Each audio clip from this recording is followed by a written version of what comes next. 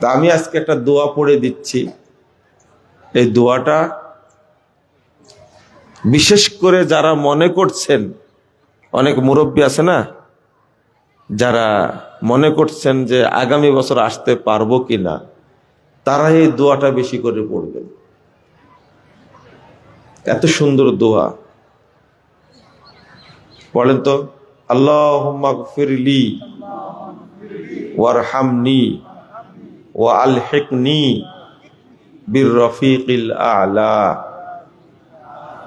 এই দোয়াটার অর্থ কি জানেন? রাসূল সাল্লাল্লাহু আলাইহি সাল্লাম পড়ছেন মৃত্যুর আগে, আল্লাহ তুমি আমাকে মাফ করো, আল্লাহ তুমি আমার উপরে রহম করো, আর আমার যে বন্ধু, শ্রেষ্ঠ বন্ধু আল্লাহর সাথে আমাকে সাক্ষাতের ব্যবস্থা করে দাও। আজকে এই বিষয়ের উপরেই আলোচনা, বেশি টাইম পাবো না, এইটার উপরেই। আমরা কি সবাই চাই যে আল্লাহর সাথে আমরা সাক্ষাৎ করি? চাই? হাত তোলেন। যারা ঘুমায় আছে তারা কই? ঘুমাইতে আসে না। বলেন, আমরা কি আল্লাহর সাথে সাক্ষাৎ চাই? সাক্ষাৎ চাই। আল্লাহ তুমি আমাদের কবুল করো, আমিন। সাক্ষাৎ হবে ইনশাআল্লাহ। কেন বললাম? যদি আপনার ইচ্ছা থাকে আমি আল্লাহর সাথে সাক্ষাৎ করব মৃত্যুর সাথে সাথে, তাহলে আল্লাহ আপনার জন্য অপেক্ষায় থাকেন বান্দার সাথে সাক্ষাৎ করার জন্য, অপেক্ষায় থাকেন। কিন্তু আপনারা কেউ চান না যে এখন মারা যায়। চান? একজনও চায় না। নবীরাই চাইনি, আপনি কি করে চাবেন? কত তো ঠিক, চাই না? নবীরাই চাইনি, আপনি কিভাবে চাইবেন? তাহলে আপনি কেন বললেন যে আল্লাহর সাথে সাক্ষাৎ করব? তাহলে কেমন হয়ে গেল বিষয়টা? হ্যাঁ, আপনারা তো বললেন আল্লাহর সাথে সাক্ষাৎ চাই, সবাই হাত তুলেছেন, অনেকেই 2 হাত তুলেছে, তাই না? এখন যে বললাম যে মৃত্যু তো কেউ চান না, তো সাক্ষাৎ কিভাবে হবে? এখানে কেউ চান আপনারা? হ্যাঁ, মরার আগে কি সাক্ষাৎ করতে চাচ্ছেন না মরার পরে? মরার পরে, তাই না? মরার পরে।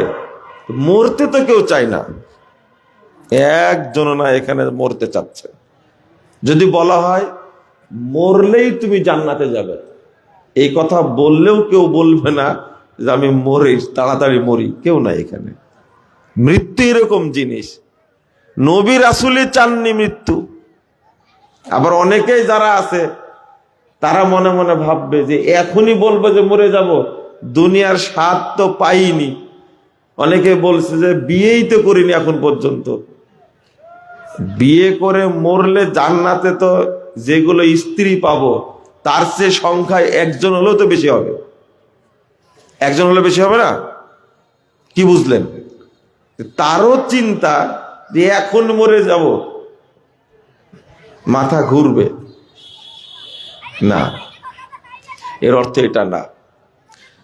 181 নম্বর হাদিস, সহিহ মুসলিম।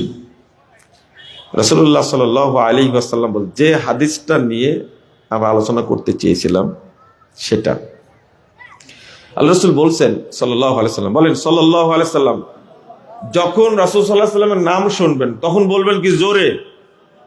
সাল্লাল্লাহু আলাইহি ওয়াসাল্লাম। সুন্দর দরুদ এটা, সুন্দর, সংক্ষিপ্ত কিন্তু সুন্দর দরুদ এটা। রাসূলুল্লাহ বলেন, এই তো এটা অভ্যাস করতে হবে। বলেন রাসূলুল্লাহ সাল্লাল্লাহু আলাইহি ওয়াসাল্লাম বলছেন, ইদা দাখালা আহলুল জান্নাহ আল জান্নাহ, যখন জান্নাতীরা জান্নাতে প্রবেশ করবে, ইয়াকুলু তাবারাকা ওয়া তাআলা, আল্লাহ তাআলা বলতে থাকবেন, আল্লাহ তাআলা বলতে থাকবেন জান্নাতীদেরকে, তুরিদুনা শাইয়ান আযীদুকুম, তোমরা কি আরো চাচ্ছ? চাইলে আমি আরো বেশি করে দিব, আরো আমি বাড়িয়ে দেব। কে বলবেন? আল্লাহ বলবেন। তখন জান্নাতীরা বলবে না আপনারা বলবেন? ও, জান্নাতীরা বলবে তাই বলছেন? তা আপনারা বলবেন না? আপনারা জান্নাতে যাবেন না ইনশাল্লাহ? বলেন আমরাই বলবো আল্লাহকে ইনশাল্লাহ। ইনশাল্লাহ, আল্লাহ তুমি কবুল করো। জান্নাতীরা আপনারা তখন বলবেন, আলাম তুবাইয়িদ বুজুহানা, আল্লাহ আপনি কি আমাদেরকে সম্মানিত করেননি? ওই যে কালকে বক্তব্য দিয়েছিলাম, মনে আছে? মনে আছে? কিয়ামতের মাঠে বহু মানুষের মুখটা জান্নাতীদের মতো উজ্জ্বল হবে। তারা বুঝতেই পারবে আমরা কোথায় যাব, জান্নাতে যাব। কত ভাগ্যবান ব্যক্তি! ইয়াউমা তাবিয়াদ্দু বুজুহ ওয়া তাসওয়াদ্দু বুজুহ। তা আল্লাহকে বলছেন, জান্নাতে আসার পরে বলছেন, আলাম তুবাইয়িদ বুজুহানা, আল্লাহ আপনি কি আমাদেরকে সম্মান করেননি, মুখমণ্ডল উজ্জ্বল করেননি? তাহলে এটা কিয়ামতের মাঠ। তারপরে বলছেন কি, ওয়া তুদখিলনাল জান্নাহ, আপনি কি আমাদেরকে জান্নাত দেননি, আপনি আমাদেরকে জান্নাতে প্রবেশ করিয়েছেন। ওয়া তুনাজ্জিনা মিনান নার, আপনি কি আমাদেরকে জাহান্নাম থেকে মুক্ত করেননি, আপনি আমাদেরকে জাহান্নাম থেকে বাঁচিয়ে দেননি। আর কি চাই? বুঝছেন কথা? আল্লাহ বুঝবেন যে এরা এই জান্নাত পেয়েই অনেক খুশি। জান্নাতে এত কিছু আছে, এত কিছু পেয়েছে, এতগুলো স্ত্রী পেয়েছে, আল্লাহু আকবার। জান্নাতে এত ফলমূল পেয়েছে, জান্নাতে এত সুন্দর প্রাসাদ পেয়েছে। একজন মানুষ 2টা করে জান্নাত পেয়েছে। কয়টা করে? তাও সাধারণ মানুষটা। বেশি পরহেজগার মানুষকে কয়টা দিবেন আল্লাহ জানে। তাও একটা জান্নাত হবে এই দুনিয়ার 10টার সমান। শুধু সাধারণ লোক যেটা জান্নাতে যাবে, সবচেয়ে কম নেকি করেছে এই লোকটি জান্নাতে যাবে, তার জান্নাত হবে 2টা। একটা জান্নাত হবে এই পৃথিবীর 10টা পৃথিবীর সমান। আপনারা কি বলতে পারেন পৃথিবীটা কত বড়? কেউ বলতে পারে না। তো এই জান্নাতে ঢোকার পরে বান্দা আর কিছু চাইবে? কি বলছেন ভাষাটা? কি বলছেন? আলাম তুবাইয়িজ বুজুহানা, আল্লাহ বলেন কি আপনি কি আমাদেরকে সম্মানিত করেননি? ওয়া তুদখিলনাল জান্নাহ, আপনি কি আমাদেরকে জান্নাত দেননি? ওয়া তুনাজ্জিনা মিনান নার, আপনি কি আমাদেরকে জাহান্নাম থেকে মুক্ত করেননি? আপনার কি বাড়ায় দিবেন? এত কিছু পাওয়ার পরে আর কি বাড়ায় দিবেন? তখন আল্লাহ রাসূল বলছেন, ফায়াকশিফুল হিজাব, আল্লাহ এবং বান্দার মাঝে যে পর্দা, আল্লাহ পর্দাটা খুলে দিবেন। আল্লাহ এত সুন্দর, আল্লাহ এত সুন্দর, আল্লাহ এত সুন্দর, আল্লাহ এত সুন্দর। আল্লাহ রাসূল বলেছেন, ফামা উতু শাইয়ান আহাব্বা ইলাইহিম মিনান নাযারি ইলা রাব্বিহিম আযজা ওয়া জাল। আল্লাহকে দেখা, আল্লাহর সাক্ষাৎ করা, এই অবস্থাটা মুমিনদের কাছে সবচেয়ে প্রিয়। এর চেয়ে প্রিয় আর কিছু নেই। আল্লাহকে জান্নাতে মুমিনরা দেখতেই থাকবে, দেখতেই থাকবে। অকল্পনীয়, অভাবনীয়, আল্লাহ এত সুন্দর। আল্লাহ বলছেন, ওয়া রিদওয়ানুম মিনাল্লাহি আকবার, এই দিদারটা, এই সাক্ষাৎটা হলো মুমিনের জন্য সবচেয়ে বড় সফলতা। আল্লাহ তুমি আমাদের কবুল করে নাও, আমিন। কথা কি বুঝতে পেরেছেন আপনারা? কিছু মানুষ ভিতরে হাঁটাহাঁটি করছে, আলহামদুলিল্লাহ সবাই তো বসে আছেন, তাই না? কিছু মানুষ না, আমি বললাম যে কথাটা বলছি এটা মনের মধ্যে রাখার মতো কথা। তো এই সাক্ষাৎটা বান্দার সাথে কখন হবে বলেন তো দেখি? জান্নাতে যাওয়ার পরে বুঝলাম এটা কি হাসরের পরে না মরার পরে? হ্যাঁ, হাসরের পরে। হ্যাঁ, মরার পরে। এই তো প্রশ্ন একটা পাওয়া গেল, হাসরের পরে না মরার পরে? তাহলে প্রশ্নের উত্তরটা জানেন না।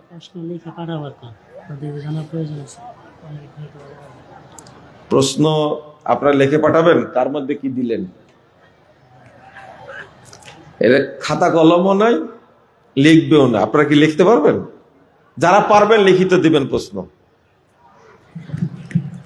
যাই, তুমি অনেক পরে আসলে, বক্তব্য তো অর্ধেক হয়ে গেছে। ঠিক আছে,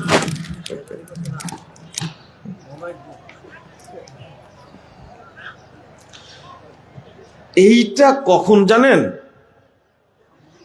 এটা হলো মরার পরে। কখন? মরার পরে। বলেন আলহামদুলিল্লাহ। আপনি যখনই আপনি চলে যাচ্ছেন, চোখ দুইটা বন্ধ হয়ে গেছে চোখ দুইটা, সাথে সাথে আপনি আল্লাহর সাথে সাক্ষাৎ করবেন, সাথে সাথে। এই জন্য সৌদি আরবে মানুষ মারা গেলে তারা আপনাদের মতো এত চেঁচামেচি করে না, বুঝছেন? ছোট বাচ্চা মারা গেছে, সৌদি আরবের মানুষরা বাচ্চার মা বাচ্চার বাবা মনে করে যে আমি আর কি আদর করব, আমার বাচ্চাটা সবচেয়ে ভালো আদরে থাকবে ইব্রাহিম আলাইহিস সালামের কাছে।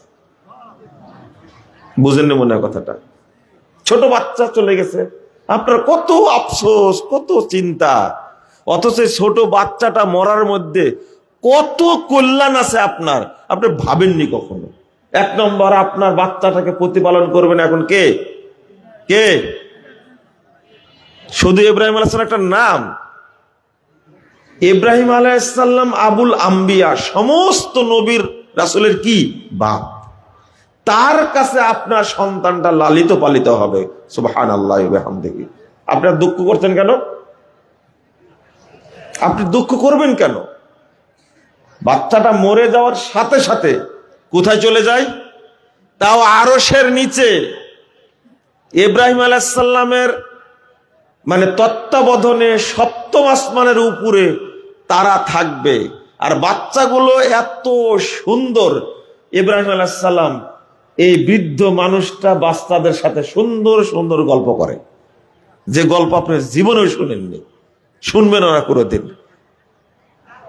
তো যখন আপনার বাপ মারা গেল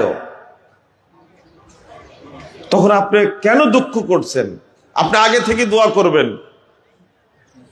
যেমন আমি দোয়া করি আমার আব্বা আম্মার জন্য, যে আল্লাহ আব্বা আম্মা মারা যাওয়ার সাথে সাথে যেন এক সেকেন্ড পার না হয়, তোমার সাথে যেন সাক্ষাৎ হয়ে যায়। আপনি জীবনে দোয়া করেন? দোয়া করেন না। আপনি অনেক আগে মরে গেছে আপনার আব্বা, আল্লাহর সাথে এখনো সাক্ষাৎ হয়নি, তা আপনি কি বলতে পারবেন না আল্লাহ তুমি আমার বাপকে আমার মাকে তোমার সাথে সাক্ষাতের ব্যবস্থা করে দাও? বলেন আমিন, বলেন একটু। জং ধরে গেছে ভাই, জং ধরে গেছে। এই যে সুন্দর দোয়াটা, আল্লাহর সাথে সাক্ষাতের মজাটা কেমন, একটা হাদিস বললাম না? আর একটা হাদিস বলি। 190 নম্বর হাদিস ইবনু মাজার মধ্যে এসেছে। রাসূলুল্লাহ সাল্লাল্লাহু আলাইহি ওয়াসাল্লাম একদিন দেখছেন জাবের রাদিয়াল্লাহু আনহুকে, দেখছেন যে মনটা খুব খারাপ। জাবের রাদিয়াল্লাহু আনহুর মনটা কি খুব খারাপ। তো বলছেন যে মালি আরা মুনকাসিরান, জাবের তোমার মনটা খারাপ কেন? মনটা খুব দুর্বল, কি সমস্যা? তখন